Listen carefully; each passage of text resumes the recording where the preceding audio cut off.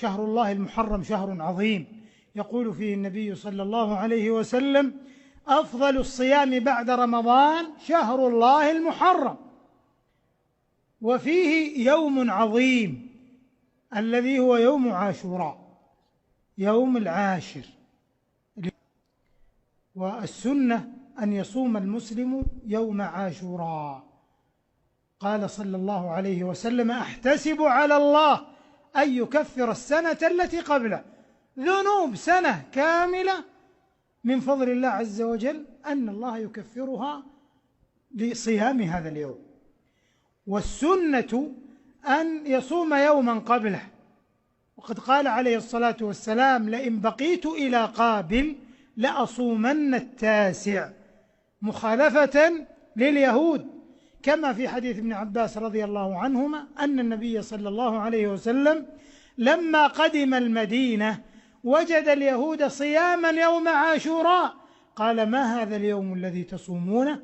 قالوا: هذا يوم نجى الله فيه موسى وقومه فنحن نصوم. قال عليه الصلاة والسلام: نحن أولى بموسى منكم، فصامه وأمر بصيامه. قال أهل العلم: وصيام عاشوراء على 3 مراتب. المرتبة الأولى، ومنهم ابن القيم رحمه الله، أن يصوم يوم عاشوراء ويصوم يوما قبله ويوما بعده من باب الاحتياط. المرتبة الثانية أن يصوم يوما قبله وهو الأفضل وهو التاسع، أو يوما بعده، والعاشر والحادي عشر. وذكر بعضهم أن هذه هي المرتبة الثالثة، وذكر بعضهم أن المرتبة الثالثة هي صيام يوم عاشوراء فقط، وبعضهم عدها مرتبة رابعة. والصواب أنه يصام التاسع والعاشر، لأن النبي عليه الصلاة والسلام صامه وقال: لئن بقيت إلى قابل لأصومن التاسع، فدل على تأكيد التاسع وأنه أفضل من الحادي عشر.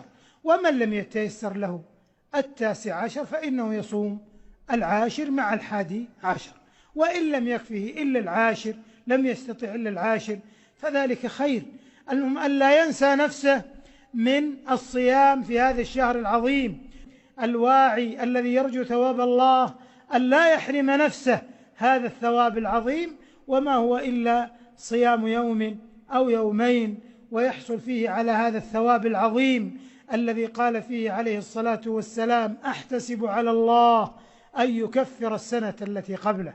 وكلنا مقصر، وكلنا خطاء، وكلنا علينا ذنوب، ما أحوجنا إلى أن نتقرب إلى الله تبارك وتعالى بالأعمال الصالحة والقربات والطاعات من صلاة وصيام وأذكار وصدقات في سائر، وخاصة صيام يوم عاشوراء مع يوم قبله. وأما ما يحدثه بعض الناس من البدع والمخالفات في هذا الشهر من المآتم، ومن مقابل آخر الاحتفالات، كل ذلك ليس من الشرع في شيء، ولا أيضا كما ورد في بعض الآثار الضعيفة التوسعة على العيال، أو كل ذلك يعني لم يرد فيه حديث صحيح سوى التقرب إلى الله بصيام هذا اليوم. تقبل الله منا ومنكم صالح الأعمال، وصلى الله وسلم على نبينا محمد وعلى آله وصحبه أجمعين.